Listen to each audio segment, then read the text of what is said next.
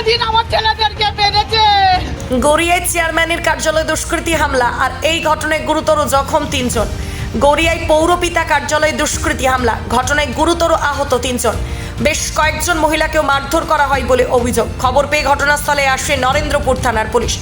আপাতত পার্টি অফিসে বন্ধ করে দেওয়া হয়েছে। ঘটনার তদন্ত শুরু করেছে পুলিশ।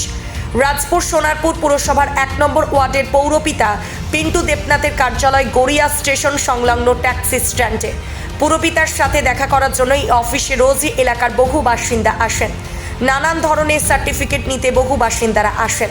এদিনও পুরুষ ও মহিলা মিলিয়ে অনেকেই এসেছিলেন।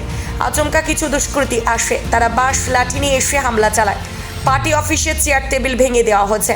ঘটনার সময় কাউন্সিলর অফিসে ছিলেন না। কে বা কারা এই ঘটনা ঘটিয়েছে তা খতিয়ে দেখছে পুলিশ। পুরনো শত্রুতার জেরে এই হামলা বলে জানা গিয়েছে। ঘটনায় আহত হয়েছেন বাপি হাজরা, প্রতাপ মিশ্র, বাপ্পা ও রাজকুমার, অমিত হালদার, সিরাজ, আতাবুল, মিলন এরা মারধর করেছে বলে অভিযোগ। ওরা দীর্ঘদিন আমার ছেলেদেরকে মেরেছে, হাত ভেঙে দিয়েছে, সেলাই ফেলে দিয়েছে। লাস্টে ওরা সত্যি কথা না মেরে ওরা একবার মেরেছিল, তাও কপিয়েছিলাম, জানে মারিনি।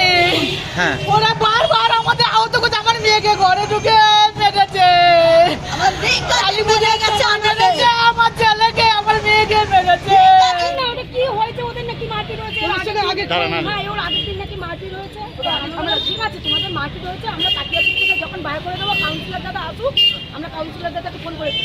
ওনার কাউন্সিলর দাদার হচ্ছে ভাইপোর হঠাৎ 2 দিন আগে ঘটনা হয়েছে, উনি ওখান থেকে আসবে তারপর তো বলছি তোমরা একটু অপেক্ষা করে। এতদিন বলছে 1.5 মাস ধরে অপেক্ষা করেছে, 1.5 মাস অপেক্ষা করেছে যেখানে, আর তুমি 8 ঘন্টা অপেক্ষা করো। গতকালকে রাত্রে ঘটনা তো কি ছেলেরা বাইরে ঢুকেছিল, তারা কারা? ওই যারা ঝামেলাটা করছিল। তারা চেনেন আপনি? না আমি তো মুখ চিনি না, আমি তো কাউকে চিনি না। আপনি কি পার্টি অফিসের ভিতরেই ছিলেন? আমরা এই তিনজন নিয়েছিলাম ওই জন্য। কি করছিলেন পার্টি অফিসের ভিতরে?